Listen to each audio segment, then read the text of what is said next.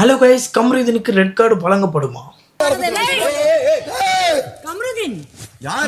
அப்படி என்ன நடந்திருக்கு அப்படின்னா, இன்னைக்கு வந்து கமருதீன் முழுக்க முழுக்க வந்து எக்ஸ்ட்ரீமாக வந்து போயிருக்காரு. குறிப்பாக திபாகர் கிட்டே, துஷார் கிட்ட எல்லாத்துக்கிட்டையுமே வந்து அவ்வளோ எக்ஸ்ட்ரீம் லெவலில் வந்து பேசியிருக்காரு. ஃபஸ்ட்டு துஷார் கிட்ட வந்து ஆரம்பிக்குது. அது எப்படி ஆரம்பிக்குது அப்படின்னா, எனக்கு தெரிஞ்சு அரோராவுக்கு வந்து உடம்பு சரியில்லை.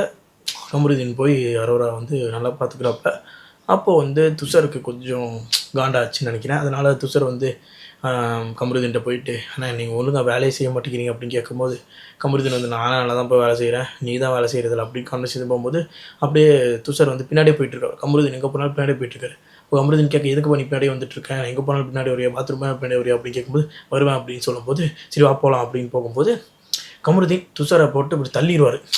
அதுக்கப்புறம் துஷாரும் கமருதீனுக்கும் அடிதடியான ஒரு வாக்குவாதம் மாதிரி ஒரு போயிடும். இந்த விஷயத்தில் வந்து யார் மேலே தப்பு? ஃபஸ்ட்டு துஷார் தான் வந்து ஆரம்பித்தாப்புல. கமருதீன் எப்பயுமே நமக்கு தெரியும், கொஞ்சம் ட்ரிகர் ஆனாலும் ரொம்ப ட்ரிகர் ஆகிடுவாப்புல. அது மாதிரி தான் இன்றைக்கும் அங்கே ஆரம்பிச்சிது.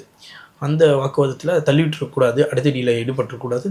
அங்கே வந்து கமருதீன் மேலே தான் தப்பு. கை வச்சு தள்ளி விட்டதுக்கு அது மாதிரி தான் தப்பு. இந்த விஷயத்துக்காக ரெட் கார்டு கொடுப்பாங்களா அப்படின்னு எல்லாருக்கும் ஒரு இதுவாக இருக்குது.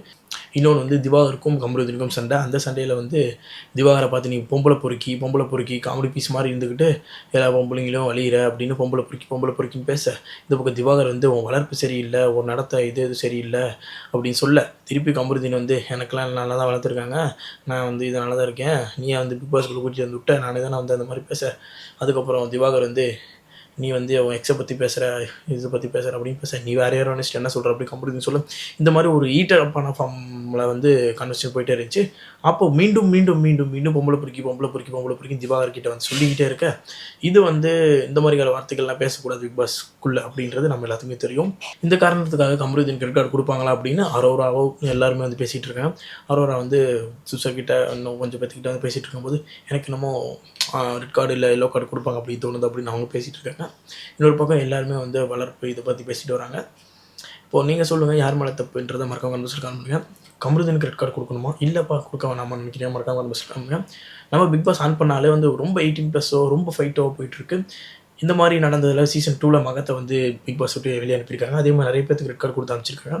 அதனால் இந்த வாரம் விஜய் சேதுபதி சார்கிட்ட வந்து ஒரு எல்லோ கார்டு இல்லை ரெட் கார்டு இல்லை கடுமையான ஒரு தண்டனை வந்து இருக்குது. அதில் எந்த சந்தேகமும் கிடையாது. பட் ரெட் கார்டு கிடைக்குமான்றது கொஸ்டின் மார்க் தான். நீங்கள் சொல்லுங்கள், ரெட் கார்டு கொடுக்கணுமா வேணாமான்றது மறக்காம காமெண்ட் பாக்ஸில் கால் பண்ணுங்கள்.